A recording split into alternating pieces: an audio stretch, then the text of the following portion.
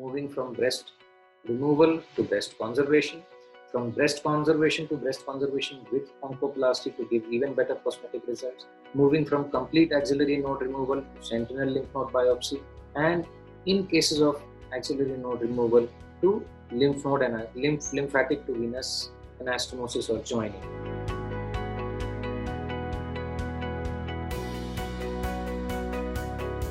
Traditionally, it was always removal of the breast, or what we call as mastectomy. But over last several decades, we have changed into giving breast conservation as one of the options in suitable patients. So even mastectomy had a lot of transformation. Mastectomy in the beginning also involved removal of the underlying muscles, which gave not only bad scars but also bad function of the shoulder. Then came the time when we started to preserve those muscles, so the shoulder function became better. And subsequently, only the removal of tumor with a normal margin of tissue all around was needed. Large studies with very large follow-up of more than 25 years involving thousands of patients has shown that removing only the lump with a normal margin is as good as doing a mastectomy or complete removal of the breast. Yes, if somebody goes for breast conservation, you definitely need to take radiation therapy as well, which may or may not be required after mastectomy, depending on your final biopsy report. But what happened then, after breast conservation, if you simply remove the lump and leave the area like that, it fills up with fluid. Initial phases, the cosmesis looks very good.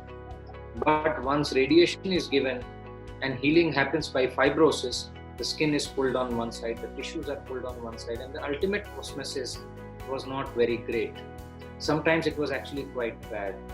Then came the concept of oncoplastic breast surgery, where we combined breast conservation surgery or tumor removal surgery, along with some basic plastic surgical techniques to fill up that cavity from the surrounding breast tissue. If that cavity was large enough, we needed tissues from around the breast, or sometimes even from faraway places. And that is how came into practice oncoplastic breast surgery. Now, having said all that, we must realize that some patients are still not suitable for breast conservation surgery. For example, there are multiple tumors or large area of breast, almost all of the breast is involved by a pre-cancerous kind of lesion which may progress to cancer later on. Such patients are not suitable. And in those patients, we have to resort to removal of breast, which actually can be combined with breast reconstruction at the same time immediately, where the full breast is reconstructed using either our own tissues or a combination of our own tissue and implant, and sometimes only implant as well, where we can preserve the skin and nipple areola of the breast, removing only the underlying tissue and put an implant. So there are multiple options which can be practiced to reconstruct the breast, either immediately or it can be a delayed reconstruction once the treatment is completely over. Now, this is about the treatment of the breast.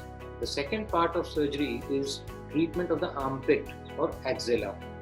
Again, traditionally, because the breast cancer spreads from breast first to the armpit lymph node, there are small lymph nodes which are present. All the lymph nodes were removed.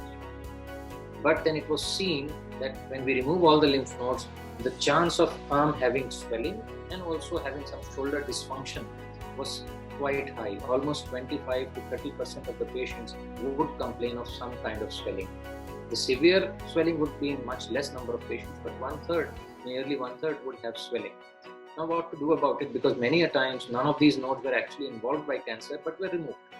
So then came the concept of sentinel lymph node biopsy. Sentinel means guard. So those lymph nodes which are guarding the axilla against the spread of tumor. If we can find those nodes, remove them and test them, prove them to be negative or not involved by tumor, we don't need to remove the remaining lymph nodes. And this is called sentinel lymph node biopsy, which is done utilizing two different techniques.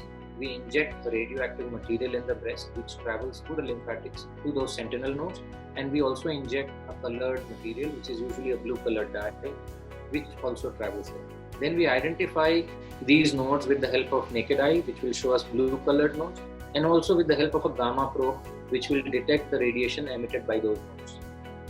We remove them test them during surgery, and if they are negative, we don't need to remove all the nodes from the axilla, and then the chances of arm swelling go down to less than 5%.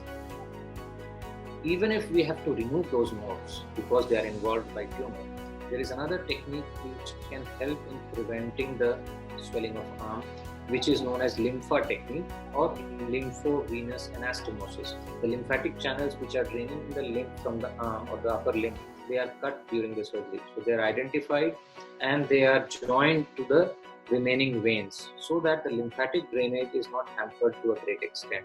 After this procedure, if it is done at the time of surgery, first surgery, again the chance of swelling is reduced to 5% or less. Now there is one more part which is remaining. Most of the time we find breast cancer which is felt or which is palpable, but there are some patients who would undergo screening mammogram and will find abnormalities which are not felt, which are very small, 2, 3, 5 mm, 6 mm, and how to remove them because we are not able to feel it. That also employs special technique called wire guided localization and surgery. And this is one of the techniques. There are a few other techniques. What we do is under image guidance, either ultrasound or mammogram, we put a wire through the breast skin into that lesion, which is very small. Now during surgery, this wire will guide us to that lesion. We will follow the wire and the tip is curved so it doesn't move. It gets hooked into the lesion and we move to the tip of the wire and remove the area around the tip. We send it for X-ray so that we confirm that the whole lesion which was seen on mammogram has actually been removed. Now what happens? Because this wire guides us to the precise location, we don't need to remove too much of breast tissue.